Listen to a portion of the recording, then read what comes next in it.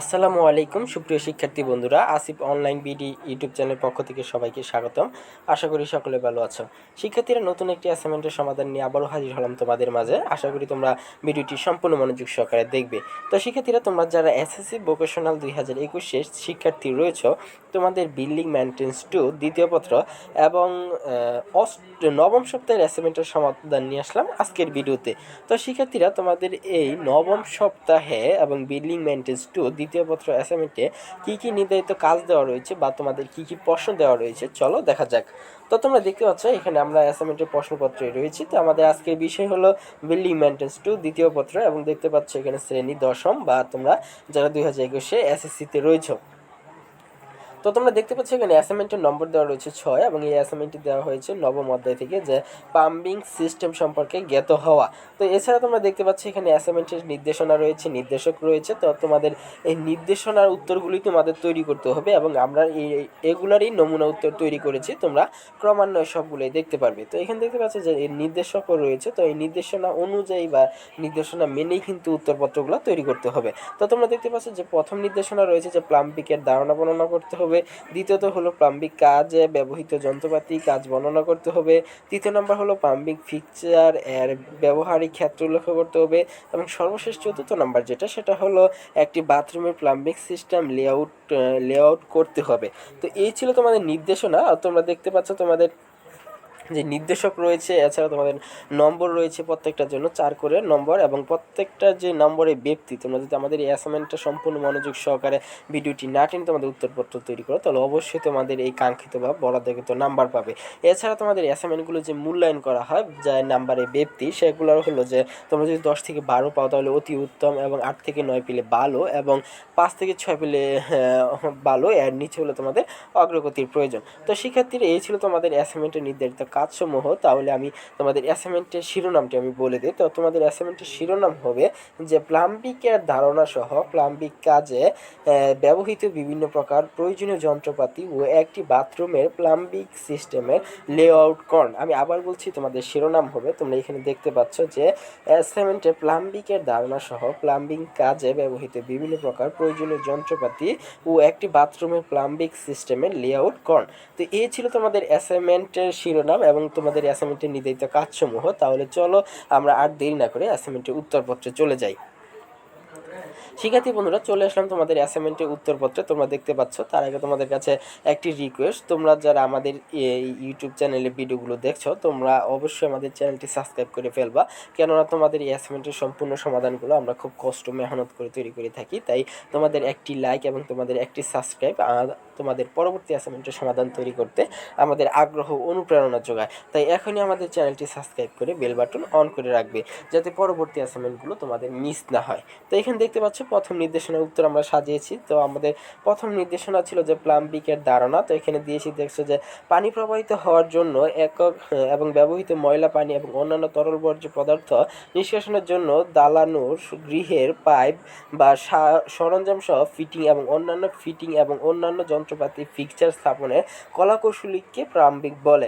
সুস্থভাবে বসবাস করার জন্য প্লাম্বিং খুবই গুরুত্বপূর্ণ। তো এখানে তোমরা দেখতে পাচ্ছ এখানে প্লাম্বিং সিস্টেমের একটা চিত্র তুলে ধরেছি, যে এখানে 3তলা একটা বিল্ডিং এবং 3তলা বিল্ডিংয়ের যে পাইপিং যে সিস্টেমগুলো, যে পাইপিং যে ফিটিংগুলো তোমরা দেখতে পাচ্ছ। তো এই চিত্রটা তোমাদের উত্তরপত্রে অঙ্কন করলে তোমাদের অতি উত্তম নাম্বার পাওয়ার যোগ্য হবে। তো শিক্ষার্থীরা, চলে আসলাম আমরা দ্বিতীয় নির্দেশনা। তো আমাদের দ্বিতীয় নির্দেশনা ছিল যে প্লাম্বিং কাজে ব্যবহৃত বিভিন্ন প্রকার প্রয়োজনীয় যন্ত্রপাতি। তো এখানে দেখতে পাচ্ছ আমরা সুন্দরভাবে ব্যাখ্যা দিয়েছি যে প্লাম্বিং কাজে ব্যবহৃত বিভিন্ন প্রকার প্রয়োজনীয় যন্ত্রপাতি প্লাম্বিং সংস্থাপন, মেরামত ও রক্ষণাবেক্ষণ করার কাজে যে সমস্ত যন্ত্রপাতি ব্যবহার করা হয় তাকে প্লাম্বিং টুলস বলে। তারপরে প্রারম্ভগণ প্লাম্বিং কাজে যে সমস্ত যন্ত্রপাতি ব্যবহার করে নিচে একটি তালিকা দেওয়া হলো। তো এইখানে আমরা তোমাদের ব্যাখ্যাটা তুলে ধরেছি এবং কি কি যন্ত্রপাতি প্রয়োজন তা আমরা একটা তালিকার মাধ্যমে দেখব। তো শিক্ষার্থীরা, তোমরা দেখতে পাচ্ছ এখানে আমরা 5 ক্রমিক আকারে আমরা তালিকাগুলো তৈরি করেছি, তোমরা দেখতে পাচ্ছ। তো এখানে তোমরা হুবহুভাবে লিখবে আমাদের এই নমুনা উত্তরটি।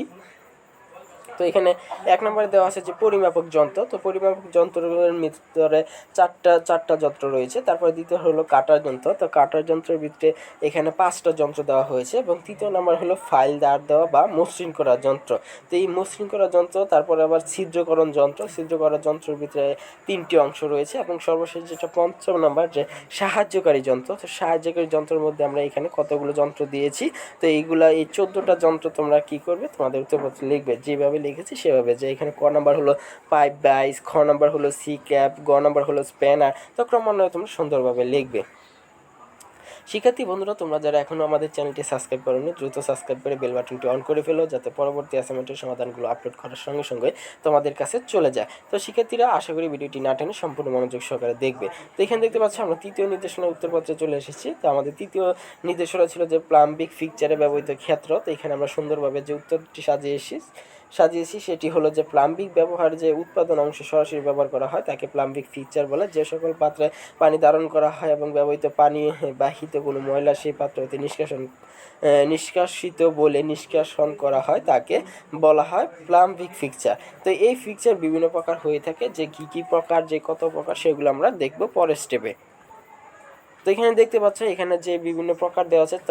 তো পাইপের মধ্যে আমরা সুন্দরভাবে ব্যাখ্যা দিয়েছি যে ফাঁপা গোলাকার দ্বিগোণল, যার মধ্য দিয়ে বিভিন্ন প্রকার প্রবাহী যেমন পানি, তেল, গ্যাস, বাষ্প এবং বিভিন্ন ধরনের কেমিক্যাল এক স্থান থেকে অন্য স্থানে পরিবহন করা হয় তাকে পাইপ বলে। তো এখানে তোমরা দেখতে পাচ্ছ এখানে আমরা সুন্দরভাবে ব্যাখ্যা করেছি এবং নিচে আমরা চিত্রগুলো দিয়েছি যে বিভিন্ন প্রকার পাইপ। তো তোমরা এখানে কয়েকটা চিত্র দিও, যে কয়েকটা পাইপের চিত্র দিলেই হবে, 2টা বা 3টা, তোমাদের মন ইচ্ছা মতো। তো এই ছিল প্রথম যন্ত্রপাতি। তো এখন দেখতে পাচ্ছি আমরা দ্বিতীয় যন্ত্রপাতি চলে আসলাম। যে দ্বিতীয় যন্ত্রপাতি হলো যে ব্যান্ড পাইপ। তো ব্যান্ড পাইপের ব্যাখ্যা দিয়েছি। ব্যাখ্যা দেওয়ার পরে আমরা সবগুলোতেই চিত্র সহকারে দিয়েছি যাতে তোমাদের উত্তরপত্রটি অতি উত্তম নাম্বার পায়। তো এখানে দেখতে পাচ্ছি যে দালানের ফিক্সচারে ব্যবহৃত মলমূত্রবাহী পানি দূষিত, দুর্গন্ধযুক্ত এবং জীবাণুমুক্ত থাকে। ময়লার পানি যে থেকে সৃষ্ট দুর্গন্ধ দালানে বসবাসকারীর জন্য বিঘ্নিত সৃষ্টি করে। মলমূত্রবাহিত পানি ময়লাযুক্ত তরল, বর্জ্য বা অন্য কোনো বস্তু হতে যে গ্যাস সৃষ্টি হয় তা নির্গমনের যন্ত্রকে পাইপকে বা ব্যান্ড পাইপ বলে। তো এখানে দেখতে পাচ্ছ যে আমরা সুন্দরভাবে চিত্রটি দিয়েছি। সম্পূর্ণ বিস্তারিত ব্যাখ্যা আমরা পড়ছি না, যেহেতু ভিডিওটি লম্বা হয়ে যাচ্ছে। তো এখানে দেখতে পাচ্ছ যে আমরা চিত্র দিয়েছি ব্যান্ড পাইপের।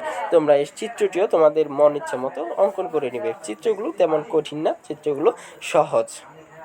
তো তারপরে আমাদের চতুর্থ নম্বর বা তৃতীয় নম্বর যেই যন্ত্রটি সেটি হলো অ্যান্টিসাইফনেস ট্র্যাম্প। তো অ্যান্টিসাইফনেস ট্র্যাম্পের আমরা ব্যাখ্যা দিয়েছি বহুতল দালানের পায়খানাগুলো সাধারণত একটি ঠিক উপরে আরেকটি এমনভাবে বসানো হয় যাতে একটি মাত্র খাড়া নলের সাহায্যে মলমূত্র নিষ্কাশন করা হয়। উপরের তলার পায়খানা থেকে নির্গত পানিবাহী মলমূত্র সবগুলো নলের মধ্য দিয়ে নিচে নামতে তখন নিচের তলগুলো মলমূত্রের পাত্রে সংযোগস্থলে অতিক্রম করে, তখন তার পিছনে সৃষ্ট আংশিক শূন্যস্থান পূরণ করতে মল পাত্র সংযোগ ট্যাম্পের পানি পরিবর্তে বায়ু বা গ্যাস ট্যাম্পের ঊর্ধ্বমুখী ফাঁক বা ব্যান্ড পাইপ সংযোজকারী একটি সরু পাইপের মধ্য দিয়ে ছুটে আসে। তো এখানে দেখতে পাচ্ছ আমরা সুন্দরভাবে চিত্রটি অঙ্কন করেছি, আর বিস্তারিত ব্যাখ্যা তোমরা সম্পূর্ণটুকু লিখবে।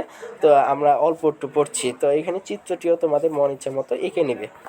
তো তারপরে যে সর্বশেষ যন্ত্রটি সেটি হলো সয়েল পাইপ। তো সয়েল পাইপের ব্যাখ্যাও দিয়েছি, চিত্রও দিয়েছি, তোমরা সুন্দরভাবে সবগুলো আঁকবে। তো সয়েল পাইপের ব্যাখ্যা হলো ওয়াটার ক্লোজেট বা অন্য কোনো ফিক্সচার হতে নিষ্কাশিত ময়লা পানি যে নির্দিষ্ট পাইপে গিয়ে পড়ে এবং যে পাইপ দিয়ে তা হাউস ফিউচারে পৌঁছে যায় তাকে সয়েল পাইপ বলে। তো তোমরা সম্পূর্ণ ব্যাখ্যাটুকু তোমাদের উত্তরপত্রে লিখবে। তো শিক্ষার্থীরা আশা করি তোমরা সম্পূর্ণ মনোযোগ সহকারে দেখছো এবং ভিডিওটি না টেনে তোমাদের উত্তরপত্র তৈরি করবে এবং আমাদের চ্যানেলটি অবশ্যই সাবস্ক্রাইব করে বেল বাটনটি অন করতে ভুলবে না। তো তারপর দেখতে পাচ্ছ যে কাউল দিয়েছি। তো কাউলটির মধ্যে আমরা ব্যাখ্যাও দিয়েছি, চিত্র দিয়েছি। তোমরা এখান থেকে 2টা বা 3টা চিত্র অঙ্কন করলে যথেষ্ট। তো এখানে দেখতে পাচ্ছ যে বেল্ট পাইপ, সয়েল পাইপ ইত্যাদির উপরে পাম্পে পার্শ্ব ছিদ্র বিশিষ্ট যে ডালাই লোহার তৈরি ডাকনা বা পিসিবি তৈরি ডাকনা প্রমিত হয় তাকে কাউল পাইপ বলে। তো এই ছিল কাউলের বিস্তারিত ব্যাখ্যা। তো আমাদের শেষ নির্দেশনা ছিল যে বাথরুমের প্লাম্বিং সিস্টেমের লেআউট। তো দেখতে পাচ্ছ এখানে আমরা বাথরুমের ফিক্সচারের সুন্দর একটা চিত্র তুলে ধরেছি। তোমরা চিত্রগুলো অঙ্কন করবে। আমাদের চতুর্থ নির্দেশনা চিত্রই মেন। তো এই চিত্রগুলি অঙ্কন করবে। তো এখানে দেখতে পাচ্ছ আমরা চিত্রটি দেখেছি। তোমরা যদি চিত্রটি না বুঝতে অসুবিধা হয় তাহলে তোমাদের বইয়ে এই চিত্রটি পেয়ে যাবে। তো তারপরে দেখতে পাচ্ছ যে লেআউটের বাথরুমের প্লাম্বিং সিস্টেমের লেআউটের সর্বশেষ যে দুইটা চিত্র আমাদের এই চতুর্থ নির্দেশনা, এই দুইটি চিত্রই ছিল, এই তিনটা চিত্রই আমাদের চতুর্থ নির্দেশনার উত্তর। আশা করি তোমরা বুঝতে পারছো এবং তোমরা সুন্দরভাবে অঙ্কন করবে। তো এটি ছিল যে বাথরুমের প্লাম্বিং সিস্টেমের লেআউট। তো শিক্ষার্থী বন্ধুরা, এই ছিল তোমাদের অ্যাসাইনমেন্টের সম্পূর্ণ নির্ভুল সমাধান। আশা করি তোমরা সম্পূর্ণ মনোযোগ সহকারে ভিডিওটি না টেনে তোমাদের উত্তরপত্র তৈরি করতেছো। যদি তাই করে থাকো তাহলে অবশ্যই তোমাদের উত্তরপত্রটি সঠিক এবং অতি উত্তম নাম্বার পাওয়ার যোগ্য হবে। এবং শিক্ষার্থীরা, তোমাদের কমেন্টের ভিত্তিতেই কিন্তু আমরা অ্যাসাইনমেন্টগুলো দ্রুত দেওয়ার চেষ্টা করি। তাহলে তোমাদের কী অ্যাসাইনমেন্ট প্রয়োজন ভিডিওর কমেন্টে জানিয়ে দিও, তাহলে ওই অ্যাসাইনমেন্টগুলো আমরা খুব তাড়াতাড়ি দেওয়ার চেষ্টা করব। শিক্ষার্থী বন্ধুরা, আশা করি ভিডিওটি না টেনে সম্পূর্ণ মনোযোগ সহকারে দেখেছো। ভিডিওটি যদি তোমাদের ভালো লেগে থাকে, একটু হলেও তোমাদের উপকারে আসে, অবশ্যই ভিডিওটিতে লাইক, কমেন্ট এবং তোমার বন্ধুদের মধ্যে শেয়ার করতে বলবে না। সুপ্রিয় শিক্ষার্থী বন্ধুরা, এবং আমাদের চ্যানেলটি অবশ্যই সাবস্ক্রাইব করে বেল বাটন অন করে রাখবে, কেননা আমাদের এই চ্যানেলে সকল শ্রেণী অ্যাসাইনমেন্টের সমাধান আপলোড করা হয়ে থাকে। তো সুপ্রিয় শিক্ষার্থী বন্ধুরা, ভিডিওটি দেখার জন্য ধন্যবাদ।